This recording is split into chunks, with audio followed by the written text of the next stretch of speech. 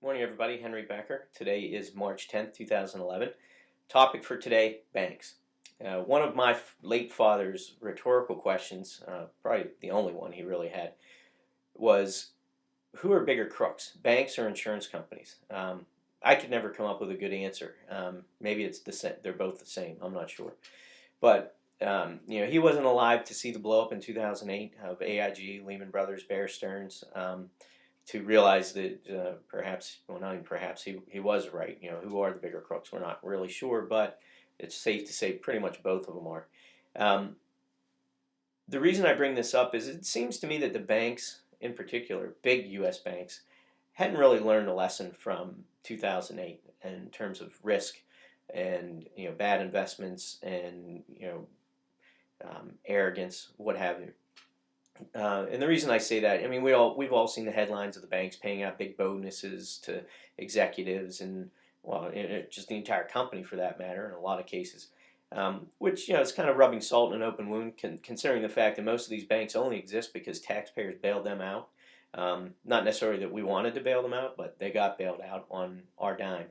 Um, the other issue is risk. What did in a lot of these companies is what's called counterparty risk. Counterparty risk is very simply definition very simply would be the obligation that one has to the other. Meaning, if I loan you money, there's counterparty risk involved, right? You have to live up to your end of the bargain. I have to live up to my end of the bargain.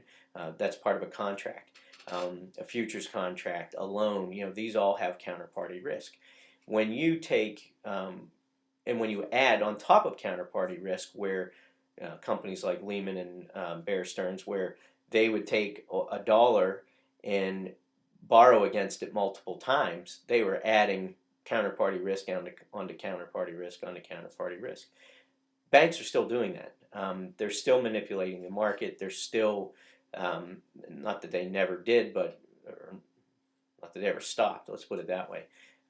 There's been a lot of talk about gold and silver being manipulated by whether it's the Federal Reserve or the big banks, and a lot of that has come to light in the last year to 18 months. So, bottom line is, if you have investments in the big U.S. banks, you're taking some risk. You're making a bet that they're stable. I'm making the bet that they're not, and we'll find out. It won't. I don't think it'll be too long. I'd say in the next 2 years, we'll find out how stable some of these banks are. Let the government start, or the Fed, take away easy money and low interest rates, and we'll see how some of these banks hold up. A lot of their business, in terms of investments, meaning the proprietary trading desks, that's been limited. Now, there's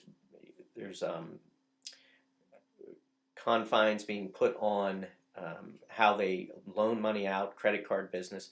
So the banks are getting squeezed, but they still have that lifeline from the Fed, which is low interest rates and easy money supporting them. But we'll see as time goes on. So the bottom line of the video today, folks, is watch your investments. You've got exposure to the big banks in the U.S. You're taking a lot of risk. There are better places to put your money. Quite frankly, almost anywhere, in my mind, is better than these big banks because they are still exposed to a lot of risk. So keep that in mind. Take a look at your portfolio, see how much exposure you have to the big banks. And I'm not talking about direct, like owning the stocks of the big banks. I'm talking about, do you own exchange-traded notes? Not exchange-traded funds, exchange-traded notes, ETNs. ETNs, in a lot of, well, not in a lot of cases, ETNs are basically debts of an underlying bank. So if a company like iShares, right? iShares has exchange-traded funds and exchange-traded notes. If you have an ETN from iShares or one of these other companies, basically it's a debt of an underlying bank, right? And you get some performance of whether it's a commodity or some unique investment. If the underlying company, like Lehman Brothers, when they went poof, right? They had ETNs out there. And the people that owned Lehman Brothers backed ETNs became part of the people that were in the dole to get paid from their bankruptcy. You don't want that exposure. You absolutely do not want that exposure. If you own ETNs, at this point, if you've made money, that's great. If you've invested in the sugar ETN or a copper ETN, what have you, and you made money in it, that's fantastic. But the longer you hold that, the longer this economy goes in the direction it's going in, you're taking risk. You're taking undue risk. I, as an investment advisor, do not put my client money in exchange traded notes, and that's exactly why. Is I don't trust that the banks are going to hold up their end of the bargain in the counterparty relationship. There's too much risk on their end.